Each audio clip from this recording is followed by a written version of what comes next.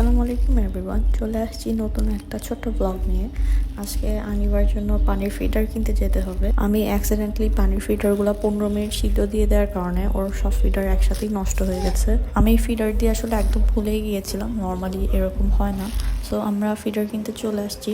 এখানে আনিবার জন্য পানির ফিল্টার কেনা হয়েছে এবং এই দোকানটা থেকে আনিবার জন্য আমরা প্রায় সময় জিনিসপত্র কিনি, ওরা ভালোই কম প্রাইসে রাখে। এইদিকে আনিবা দোকানে অনেক পুতুল টুতুল দেখে খুব এক্সাইটেড হয়ে সবকিছু দেখছিল, কারণ ও এই দোকানটাতে আজকে প্রথম আসছে। ওকে আমরা নর্মালি এখানে নিয়ে আসি নাই। বড় মারমেড টাইপের পুতুলগুলো মনে ওর ভালোই লেগেছে, তাকিয়ে আছে, দেহ দেখছে সবকিছু। আর এই জিনিসগুলো ধরছে, বাট ও হচ্ছে নেয়ার জন্য কোনো বায়না করে না বলতে ভুল হবে, আসলে ও জানেই না এগুলো নিতে হয়। দেন আমরা আরেকটা দোকানে আসছি, এখানে আপুর জন্য ওষুধ নেব, বাট আরেকটা পোর্শনে অনেক রকম চকলেট দেখে আমি এদিকে আসলাম চকলেট দেখার জন্য।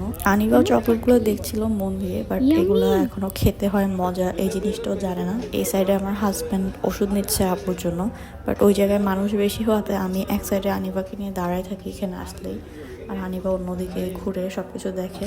এই যে আনিবার পানির ফিডার, এখন এগুলো সিদ্ধ দিয়ে দিতে হবে আর ম্যাডাম পানি খাবে। আপনাদেরকেও বলি, বাচ্চাদের ফিডার 5 মিনিটের বেশি কখনোই সিদ্ধ দিবেন না। পানির ফিডার সিদ্ধ হচ্ছে, এদিকে ম্যাডাম সারা বাড়ি দৌড়ে বেড়াচ্ছে। এতদিন শীতকাল ছিল তাই ফ্লোরে ছাড়তাম না, বাট এখন একটু একটু ফ্লোরে দিয়ে দিই ওকে। ব্লগ এখানেই শেষ, এতক্ষণ পাশে থাকার জন্য থ্যাংক ইউ।